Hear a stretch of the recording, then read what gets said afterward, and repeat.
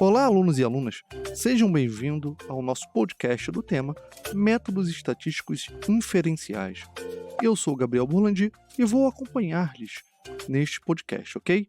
Bom, como é que vai funcionar esse podcast? Eu vou responder algumas perguntas que foram feitas a fim de resumir, tá, todo o nosso tema, a ponto de poder explanar um pouquinho mais sobre o nosso assunto.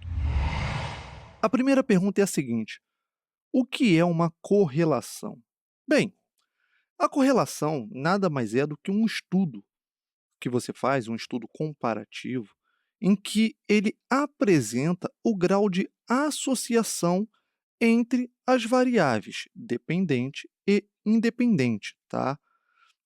Com isso, o que a gente consegue? A gente consegue, com a correlação, observar se duas ou mais variáveis são independentes ou apresentam grau de dependência. O que é isso? Quando uma variável varia, a outra varia junto.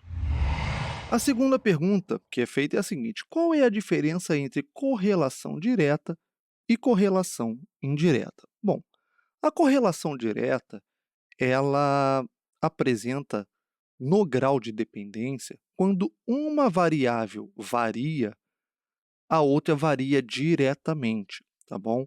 Ou seja, você tem uma dependência direta. Uma variável variou, a outra variou junto diretamente. E aí a gente consegue perceber isso quando o cálculo de correlação apresenta um valor positivo, tá bom? E aí a gente tem a correlação direta fraca, média e forte, né? Variando entre 0 e 1. E a correlação indireta? Bom, uma variável vai mudar, a variável dependente também vai mudar. Todavia, essa variável que a gente está mudando não é a causa direta da variação da variável dependente, tá bom?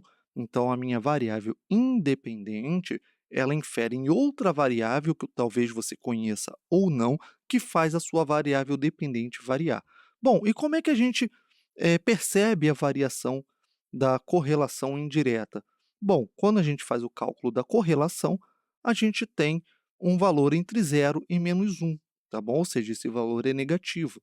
Então, a gente tem também uma correlação indireta fraca, média e forte quando ela atinge o valor de -1.